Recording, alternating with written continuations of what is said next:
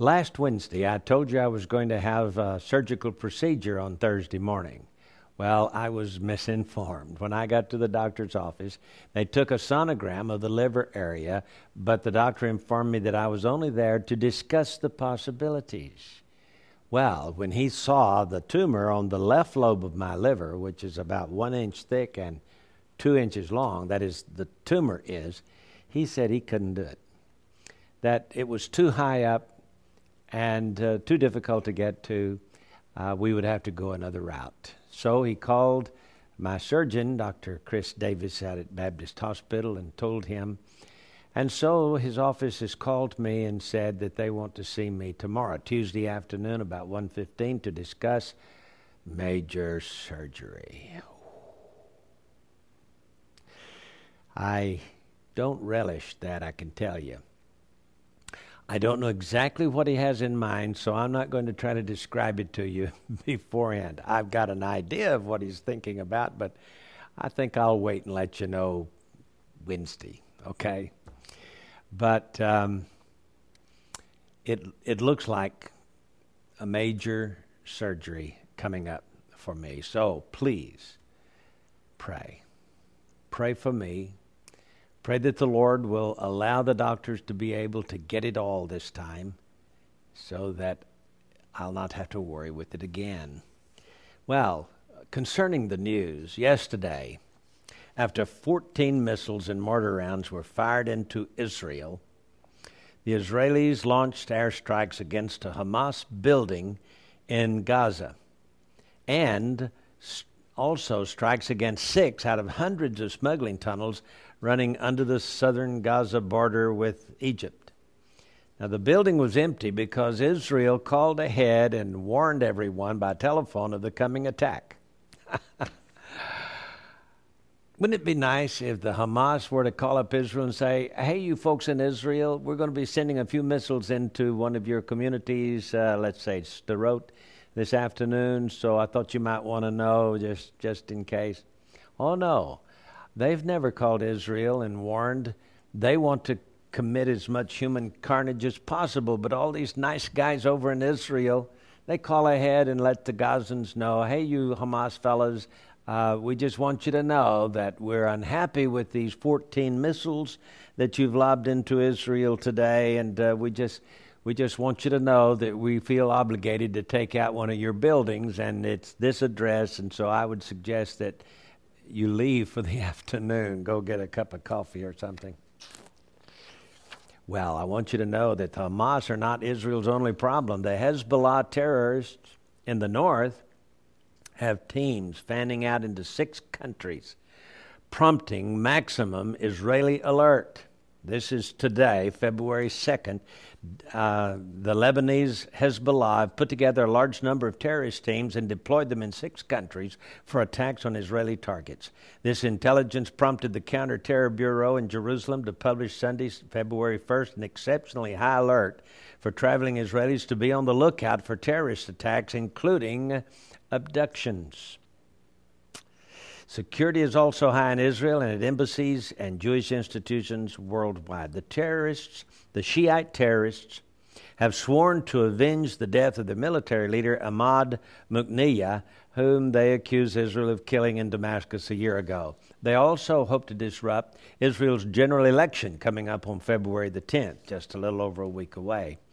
Hezbollah's Secretary General Hassan Nasrallah recently quoted as saying that the Israeli poll could be canceled by the assassination of one or more senior officials. Yes, they're trying to kill Israeli national leaders.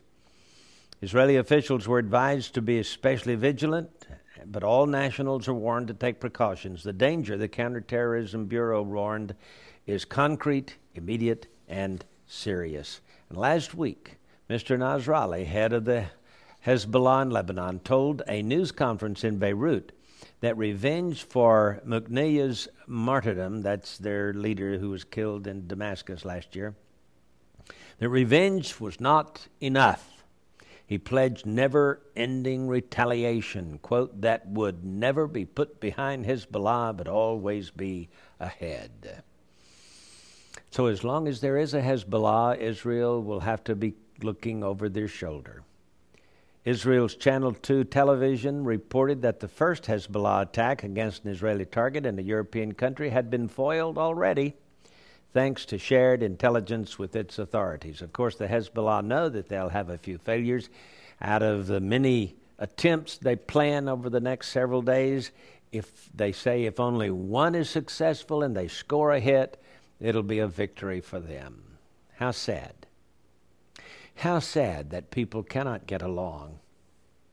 How sad that Israel, God's chosen people, becomes the target of Muslim terrorists. How many enemies does Israel have? Oh my. I'm afraid Israel is going to continue to suffer as a 7-year tribulation period develops and leading up to the Battle of Armageddon. And by the way, the Battle of Armageddon, according to the Bible, will be the world against the Jews. Isn't that amazing? The final battle to plague humanity will not be against Germans or Japanese or anybody else. I mean, it will be the whole world against Israel. And I'm reminded of what our friend Mark Hitchcock said in his book that we talked about over the weekend, beginning last Friday.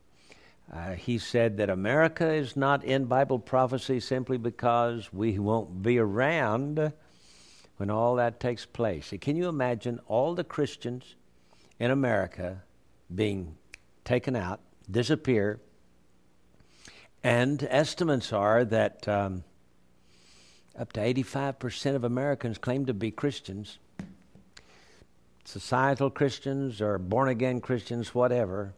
How many of those will be raptured? Only the Lord knows who's really born again.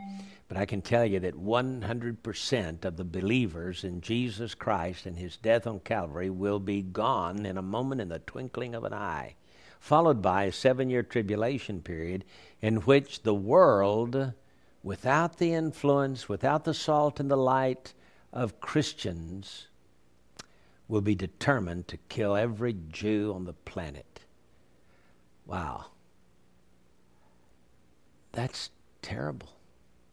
But hey, I want you to know that God's going to bring them through the fire.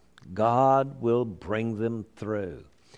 144,000 Jews will be converted instantly as they understand that Jesus is their Messiah.